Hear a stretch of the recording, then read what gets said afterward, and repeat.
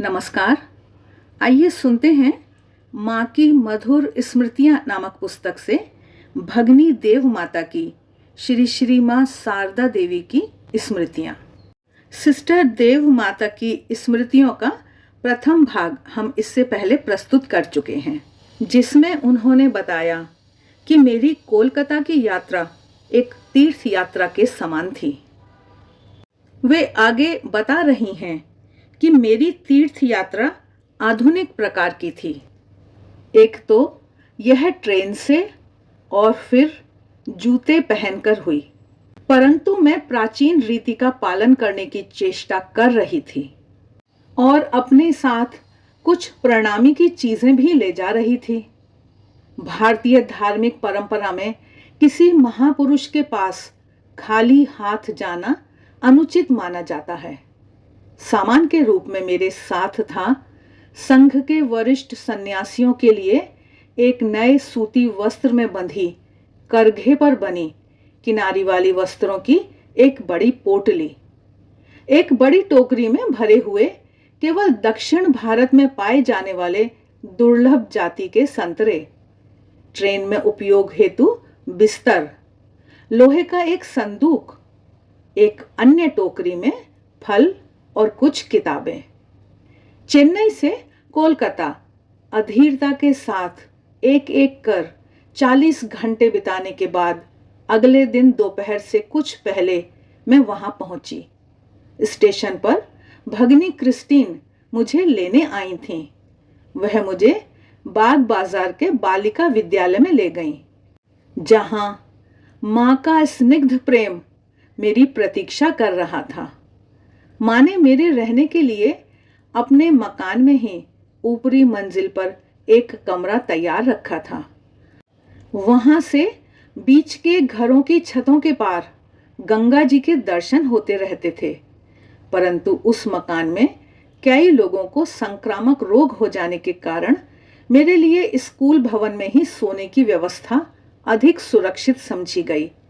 भगनी निवेदिता और भगनी क्रिस्टीन ने अत्यंत स्नेह तथा उदारता पूर्वक मेरी देखभाल की थी और मुझे उनके साथ रहकर बड़ी खुशी हुई। परंतु सबको यही चिंता थी कि कोलकाता आकर यहाँ की जलवायु की मैं अभ्यस्त न होने के कारण कहीं मैं हैजा या चेचक जैसे किसी संक्रामक रोग से ग्रस्त न हो जाऊं। रात के समान ही दिन में भी माँ का सानिध्य मुझे नहीं मिलेगा, यह बात सोचकर मैं दुख का भी संवरण नहीं कर पा रही थी। विद्यालय से अनेक मकानों के बाद माँ का घर स्थित था। मुझे बताया गया कि कोई आकर मुझे ले जाएगा, लेकिन मैं इसके लिए प्रतीक्षा नहीं कर सकी। अतः एक छोटी सी टोकरी में अपने साथ लाए कुछ संतरों तथा उपहार की अन्य चीजें लेकर मैं स्वयं ही मार्ग ढूंढने निकल पड़ी। एक अपरिचित सज्जन ने मुझे इतना भारी सामान लिए परेशान होते देखकर अपने लड़के से मेरा सामान पहुंचा देने को कहा। हम लोग माँ के घर पहुंचे। मकान नया था। माँ दुमंजिले पर रहती थीं। निचली मंजिल में वहां से प्रकाशित होने वाली पत्रिका उद्बोधन का कार्यालय था। मैं शीघ्रतापूर्वक मुख्य द्वार तथा बरामदे को पार करके एक चौड़ी सीढ़ी के ऊपर गई। पूजा गृह के पीछे के कमरे में मैंने माँ को अकेली पाया और अपनी प्रणामी के साथ उनके चरणों में अवनत हो गई।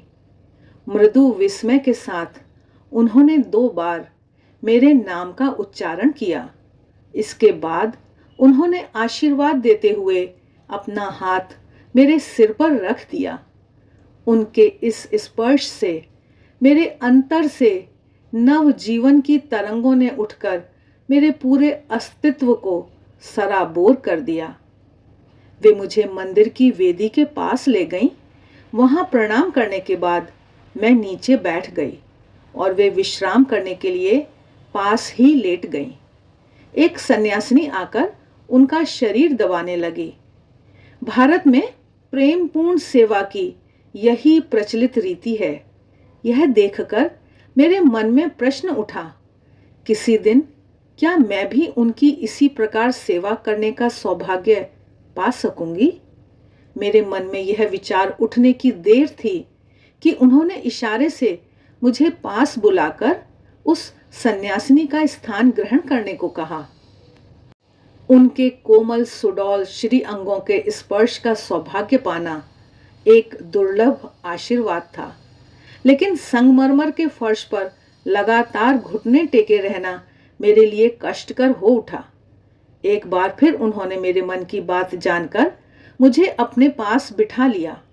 हम दोनों एक दूसरे की भाषा नहीं जानती थीं और क्योंकि वहां कोई दुभाषिया न था, अतः वे हृदय की गहन निशब्द भाषा में अपने भाव व्यक्त कर रही थीं और एक दूसरे की बात समझने में हमें कोई कठिनाई नहीं हुई।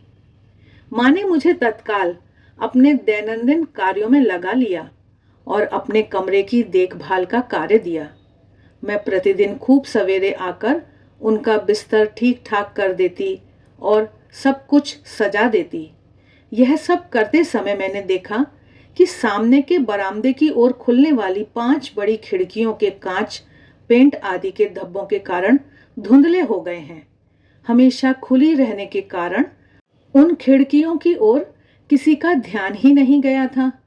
एक दिन सुबह मैं अपने साथ थोड़ा सा साफ कपड़ा और साबुन की एक टिकिया ले गई और कांच के उन पल्लों को खूब साफ कर दिया।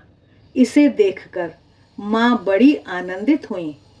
उस दिन जैसे ही कोई आता, माँ एक खिड़की को बंद कराकर उसे दिखाती कि देखो तो इसके शीशे कैसे चमक रहे हैं। एक अन्य दिन कोई उनके लिए 2 चुने हुए आम लेकर आया। माँ की इच्छा थी कि मैं उन्हें ले लूं, लेकिन मैं जानती थी कि ये इस मौसम के अंतिम आम हैं और माँ को आम बहुत पसंद हैं, अतः मैंने उन्हें लेने से मना कर दिया। मैं बोली, यदि आप ही इन्हें रखें तो मुझे अधिक आनंद होगा। माँ ने तत्काल कहा, अच्छा बताओ, इन्हें मैं रखूं तो तुम्हें अधिक आनंद होगा या तुम्हारे रखने से मुझे अधिक आनंद होगा? मेरे मुख से सहज ही निकल पड़ा, माँ, मेरे लेने से आपको अधिक आनंद होगा क्योंकि आपका हृदय मुझसे बहुत बड़ा है। और लगा कि यह उत्तर सुनकर माँ बड़ी खुश हुई। उनके मन में हर प्राणी के लिए असीम स्नेह था। मानवीय मापदंड से उसे मापा नहीं जा सकता। उनके पत्रों में इसका आभास है। भगनी देव माता आगे लिख रही हैं कि अनिच्छा पूर्वक ही उन पत्रों के कुछ अंश मैं यहाँ दे रही हूँ। वे इतने अंतरंग हैं कि उन्हें व्यक्त करना उचित नहीं लगता, तथापि उनकी भावनाओं के इस चित्र से मैं अन्य लोगों को वंचित नहीं रखना चाहती। आज के लिए बस इतना ही। आगे आने वाले अंक में हम भगनी देव माता के इन पत्रों को सुनेंगे। आप सभी की मंगल कामना के साथ नमस्कार।